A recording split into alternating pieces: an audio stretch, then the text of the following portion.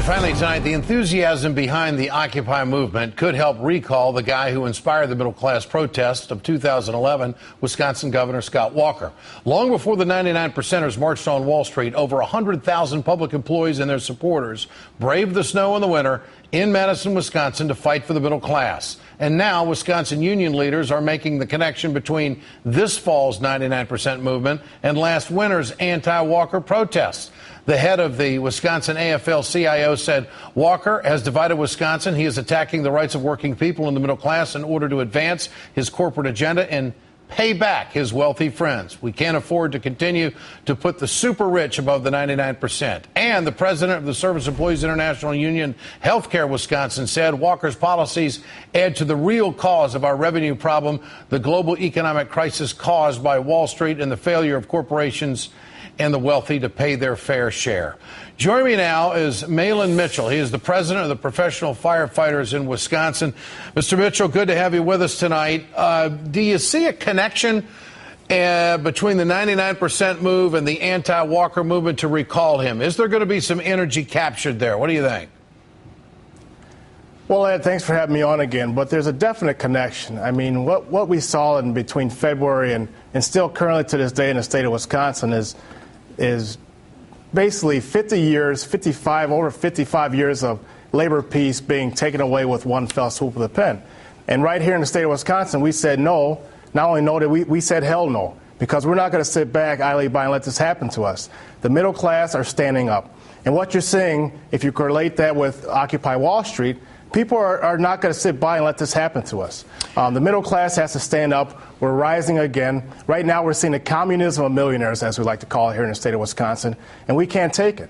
I mean, you're seeing corporate greed outweigh decent American values. All we ask for, a decent wage, decent hours, decent working conditions, and a living wage that people can live with. Right now you have Wall Street sitting on $1.4 million.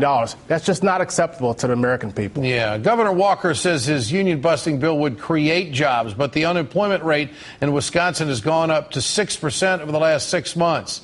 Does that prove that he is just way off base, and will it fuel the recall? Well, he's way off base, and the draconian measures that we had in February show that. Governor Walker also promised 250,000 jobs in his 4-year tenure. We haven't had any job increase. We have a special session coming up at the end of October that's called a job session now. Well, we didn't need jobs in January, I guess, but now all of a sudden we need jobs. And this is just wrong. And you talk about Occupy Wall Street. We live in the United States of America, where everybody should have a decent chance at the American dream. Doesn't feel like the United States of America. Yeah. It feels like the United Corporations of America, and we got to change it. And that's what you're seeing right now. People are speaking out. We didn't start this fight, but it's the fight they want. It's the fight they're going to get, and that's what they're seeing right now all across the country. I mean, it just continues to follow this guy. He promised to pay for a state pension as soon as he took office, since he wanted workers, of course, to do the same. But it turns out he didn't start paying it until August, after the law went into effect. What's it tell you about this guy? Well, it tells you that's another campaign promise that has gone by the wayside. I mean, there were many campaign promises that people voted for. And I got to tell you, unfortunately, 39.6% of union members in our state voted for Governor Walker. So we have to look in the mirror as well. It's our fault, but now we've woken up.